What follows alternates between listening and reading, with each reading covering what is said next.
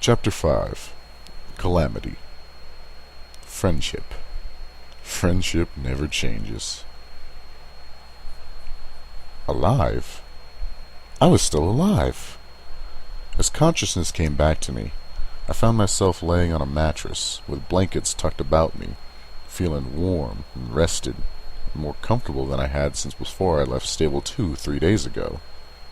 At least, I thought it was 3 days ago. I had no idea how long I had been unconscious. By habit, I lifted up my forehoof to check the date and time on my pip-buck. Doing so unsettled the blanket, which proceeded to slide to the floor. Oh, look who's awake. The pretty voice of a mare awfully close to me shocked me into full alertness. Looking up and about, I found myself surrounded by several ponies, only one of which I recognized, and that was the Pegasus who shot me up in the first place. I wondered if I was his prisoner. The voice had come from an equally pretty white-coated earth pony, whose cotton candy pink mane matched the pink and yellow striped nurse's dress she was wearing. Scanning what I could see of the walls through the small crowd of ponies, I saw a line of 3 medical boxes, all the little pink butterflies perfectly in a row, and a faded pre-war poster, apparently advertising jobs in healthcare services. You don't need to be a Steel Ranger to be a hero.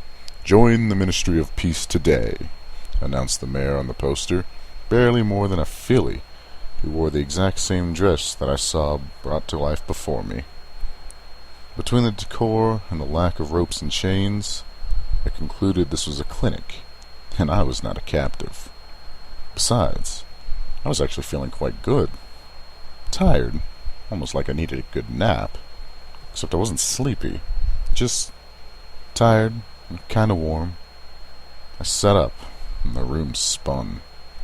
Take it easy there, partner. The Pegasus, whose name I called, was Calamity, although I was a bit fuzzy on how I had learned that, said, stepping forward to me. I scooted back on the mattress. Oh, sure, he looked polite and gentle now, with all these ponies around, but I'd seen him when he was all murder from above, guns blazing, death Pegasus. Candy, one of the other ponies, a gray-coated earth pony with a black mane and tail, asked as he looked to my nurse, although it sounded to me like he was calling her Candy, and I felt an oddly cheerful urge to agree. Oh, she'll be perfectly fine. I mixed up the last of the healing potions she needed and gave it to her less than an hour ago. Mixed? The gray earth pony raised an eyebrow dubiously. Candy smiled. Why, with apple schnapps, of course. I find the medicine goes down better that way. I couldn't understand why the gray pony face-hoofed. I felt perfectly fine now. Better than fine. And pleasantly warm. The gray stallion started shooing away on my guests. That made me feel slightly sad, although I really didn't know any of them. I had felt so lonely the last few days, so eager to find civilization, and here it was, but he wasn't letting me keep it. A thought which I realized didn't quite make sense, although I wasn't sure why. Come on out when you're feeling up to it. I know there's some ponies here who would like to see you. The gray stallion smiled at me, then looked at the rust-colored straggler. You too, Calamity. Out you go. Calamity took one look back at me before scooting out. Candy pranced up to me, whispering dreamily, Such a handsome stallion, isn't he? Who? Why, Calamity, of course, she giggled. I was at a loss for words. No, I wasn't. He shot me. She waved that off with a hoof wiggle. I'm sure it was just a misunderstanding. It was, I recalled, but why was I having this conversation? If anything, I wanted to talk about how pretty Candy was. Candy. Not to talk about Calamity. Least of all whether or not he was handsome. None of which seemed to find a suitable way to be spoken aloud. Sulkingly, I fell back on reiterating. He shot me. Then I added, a lot. more rested, and with a much clearer head. I was eager to meet the ponies of New Appaloosa. By my pip-buck, I had been out for nearly 2 days.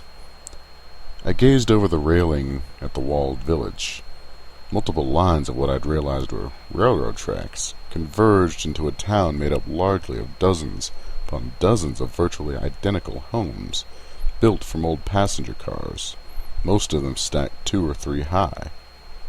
Most still had their wheels. Heavy metal boxcars formed a ring around the town, with a massive gate on either side. Armed pony guards walked around the tops of the boxcars, keeping their eyes on the wastes outside. Inside, scores of earth and unicorn ponies trotted about their daily lives. The place was dirty and rusty, and altogether wonderful. "How'd you get them to stack like that?" I asked, looking up the stacked train cars, the tallest group being 4 high. Railing and catwalks spanned out from it, connecting to other towers. On the highest roof, brilliantly glowing letters announced Turnpike Tavern. Railright, the gray and black stallion pony who turned out to be the sheriff, mayor, general hold-togetherer of the town, deadpanned. Had one of the unicorn ponies do it. I turned with a gasp, staring at him. I'd never heard of a pony levitating anything that big or heavy before. Railright held that serious expression just a moment long before chortling. "I'm just playing with you." My astonishment faded to a sheepish grin as he smiled and pointed towards the sky behind us. "That's what the crane is for."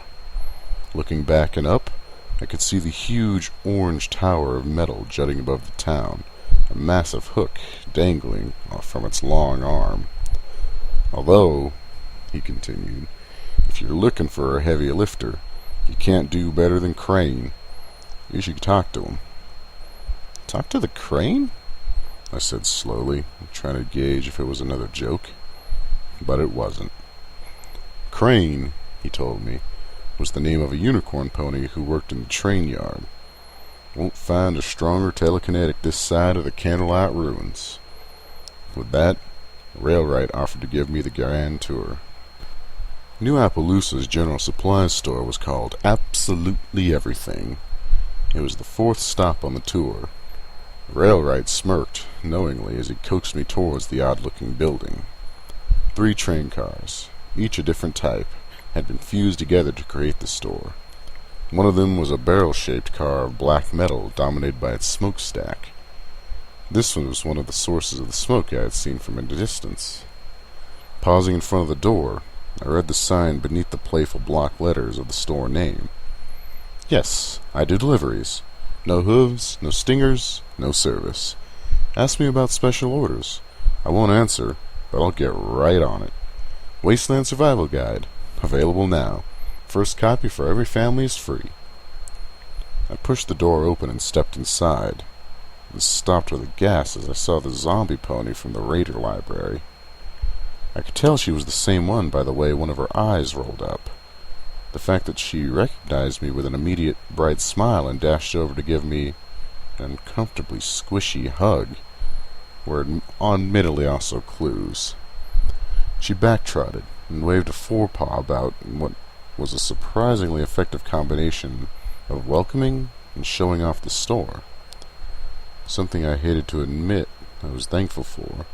The stench of her as she hugged me forced me to hold my breath. I had been sure gagging would have been impolite. Hello again," I said, feeling a little awkward. "Last time this Pegasus zombie saw me, I was trotting off to put a bullet in the Raider's brain pan." "Howdy," said a familiar voice off to my left. I'd been so focused on the zombie pony that I totally missed that there were other people in the store. Turning, I found Calamity looking back at me with a bashful smile. "Look, before you scamper off, I just want to say how sorry I am." I didn't scamper, although I did take a cautious step back. "I've been getting the story from Ditsy-Doo here, see?" Ditsy-Doo?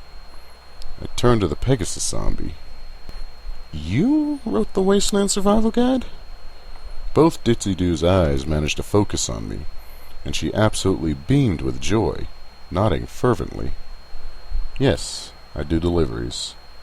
Suddenly, I had a very good idea how that book ended up in the Ponyville library, which, in turn, fortified my suspicions about Watcher.